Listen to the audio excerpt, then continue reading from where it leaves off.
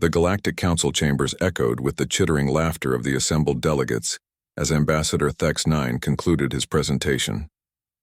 Holographic displays showed grainy footage of human soldiers trudging through mud, their primitive projectile weapons smoking after firefights.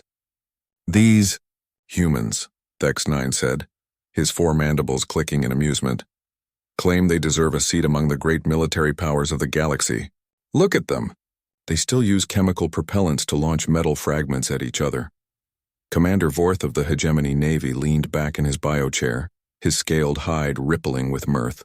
"My youngest spawn could defeat a battalion of these softskins with a training plasma rifle. How did such a pathetic species even achieve interstellar travel?" "Pure luck," sneered General Crix, her crystalline form refracting the chamber's light into rainbow patterns. "They stumbled upon our abandoned scout ship and reverse-engineered the drive. Typical scavenger behavior." The mockery continued for another hour. Earth's military doctrine was dismissed as quaint, their weapons as museum pieces, and their soldiers as barely evolved primates playing war. The Council unanimously voted to reject humanity's application for protected status under the Galactic Military Accords. Captain Sarah Chen sat in the observer's gallery, her expression neutral despite the burning rage in her chest. As Earth's military attaché, she'd heard every insult, every dismissive laugh. When the session ended, she quietly collected her datapad and left. 3 days later, the frontier wars erupted. The Zephyrian Dominion, emboldened by the Council's dismissal of human capabilities, launched a surprise assault on the contested Kepler 442 system. Their target, the small human research colony of New Aberdeen, defended by nothing more than a single Earth Defense Corps garrison. "This will be a glorious hunt," Admiral Zexkor announced to his fleet of 300 warships. "We'll glass their pathetic outpost and show the galaxy what happens to species that dare to expand beyond their cradle." The Zephyrian fleet dropped out of hyperspace in perfect formation, their hulls gleaming like obsidian daggers against the starfield. Energy weapons charged, they prepared to obliterate the human settlement below. What they found waiting for them defied all tactical projections. The primitive humans had somehow transformed the entire asteroid field into a maze of hidden weapon platforms. Railgun emplacements that had been dismissed as crude kinetic weapons proved capable of punching through Zephyrian shields like tissue paper. Missile swarms launched from concealed positions, each warhead guided by AI systems more sophisticated than anything in the Galactic Council's databases. But it wasn't the technology that shattered Zephyrian confidence, it was the tactics. While alien military doctrine relied on overwhelming firepower and direct confrontation, the humans fought like ghosts. They appeared from impossible angles, struck with devastating precision, then vanished before retaliation could come. Their ships were smaller, less armored, but they moved with a coordination that seemed almost supernatural. "How are they anticipating our every maneuver?" Admiral Zexkor demanded as his flagship shuddered under another railgun barrage. His tactical officer's tentacles writhed in confusion. "Sir, they're not just reacting to our movements, they're predicting them. It's as if they know our battle plans better than we do." They did. For months, Captain Chen and her intelligence team had studied every Galactic Council military engagement, analyzing patterns, weaknesses, and psychological profiles.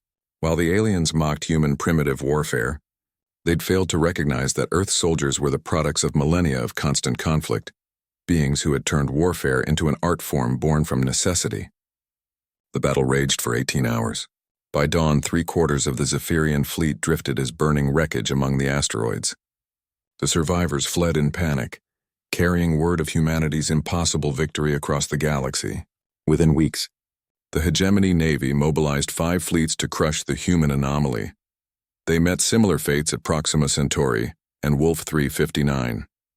Each engagement revealed new depths to human military capability, adaptive tactics that evolved in real time, soldiers who fought with a ferocity that bordered on insanity, and a technological philosophy that prioritized efficiency over elegance. The crystalline armies of General Crix's empire fared no better. Their rigid formations, perfect for intimidating lesser species, crumbled against human asymmetric warfare. Stealth frigates appeared behind their lines like wraiths. Special forces teams infiltrated their command structures, and psychological operations campaigns turned their own troops against each other. As reports of defeat after defeat reached the Galactic Council, the laughter died. How? Commander Vorth demanded during an emergency session, his scales dulled with stress. They're using primitive technology, chemical rockets and metal projectiles. Captain Chen stood before the assembly once more, but this time the delegates hung on her every word. You made a fundamental error, she said calmly. You assumed that advanced technology automatically translates to superior warfare. You forgot that we humans have been killing each other efficiently for our entire evolutionary history. Every weapon you call primitive has been refined through thousands of years of conflict. Every tactic you dismiss as crude has been tested in the crucible of survival. She gestured to the holographic displays showing the latest casualty reports. Your plasma rifles are impressive, but they're energy-hungry and vulnerable to electromagnetic interference.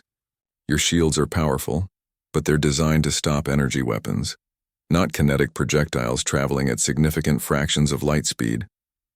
Your battle doctrine is elegant, but it assumes your enemies will fight honorably. The chamber fell silent. We don't fight honorably, Chen continued.